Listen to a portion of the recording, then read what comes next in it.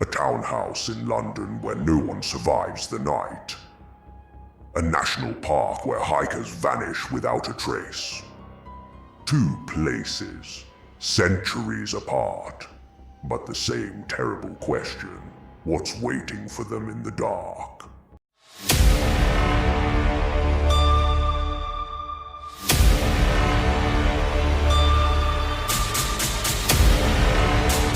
Some monsters have names, some don't.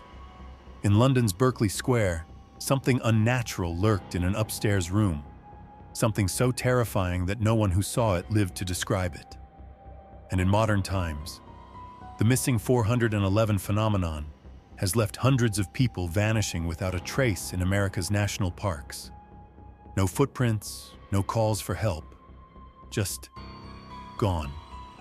Two cases. One question: what's taking them?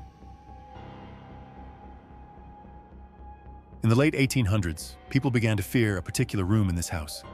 Guests would wake up screaming, found dead by morning, faces frozen in terror. Those who survived could only say one thing: it wasn't human. He could only repeat one sentence over and over.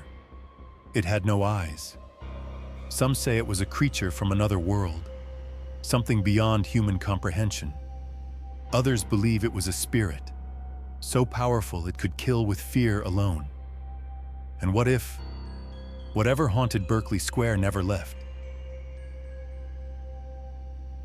Across America's national parks, people are disappearing under bizarre circumstances.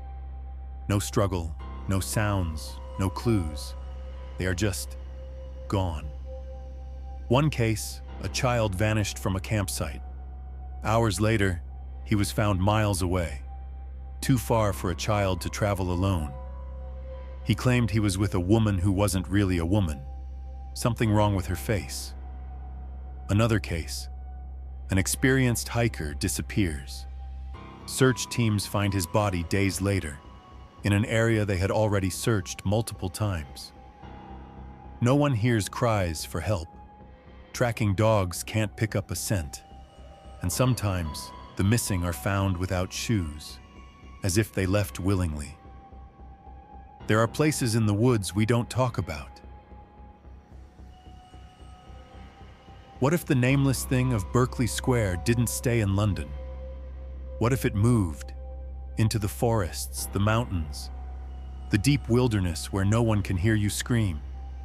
Both cases involve unseen forces taking people, survivors driven mad, no rational explanation. What if this entity has been here all along? Because if people are still vanishing, then something is still hunting. If you go into the woods, don't go alone. The term missing 411 refers to a series of unexplained disappearances from national parks and remote wilderness areas, documented by former police officer David Paulides. But this isn't just about people getting lost. These vanishings follow eerie patterns. People vanish within minutes of being seen. Dogs can't track them. Bodies, if found at all, are often discovered in areas previously searched.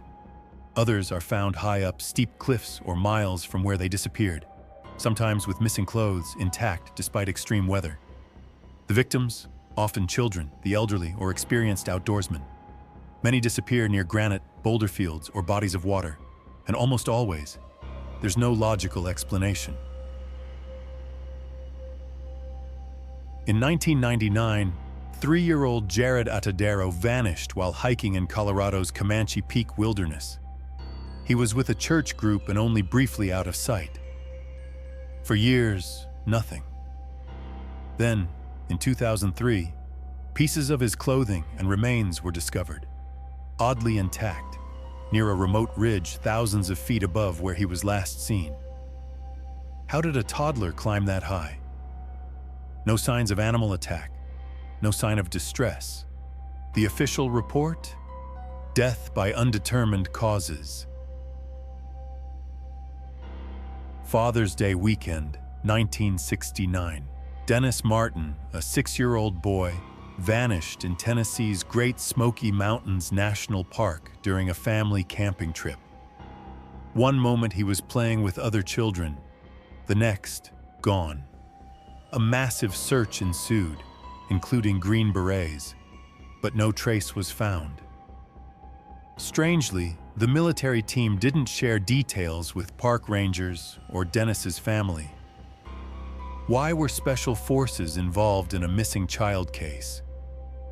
Years later, a man claimed to have heard a scream and seen something roughly humanoid carrying a small boy through the woods. No confirmation, no closure. Bodies are sometimes found barefoot, with clothing folded nearby. One boy was found in the fetal position, miles from the site of disappearance, with no memory of what happened. Search dogs often refuse to track or act confused. Storms roll in right after disappearances. Clocks stop, electronics fail. Time itself seems to break. Are these natural events or signs of something we don't yet understand? 1.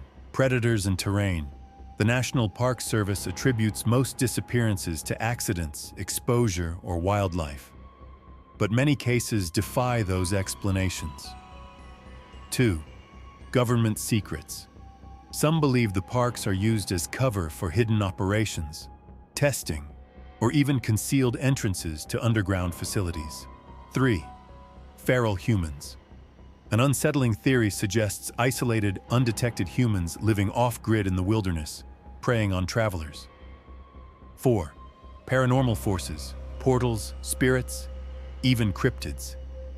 Some point to Skinwalker Ranch and other hotspots as clues to something deeper linking remote wilderness to other dimensions.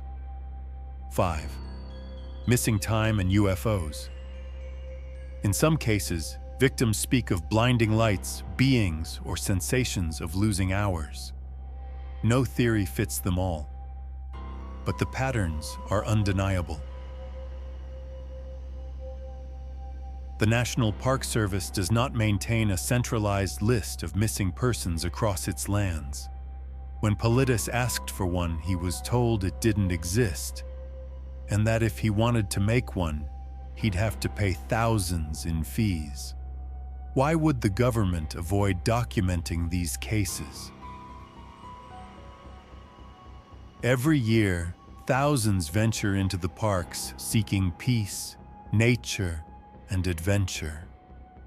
But some never return, and for those who vanish in the 411, the forest doesn't just take, it erases. You can't fight what you can't see. You can't run from something you don't understand. And if you ever find yourself in an empty house, or lost in the woods with no one around, pray you're alone.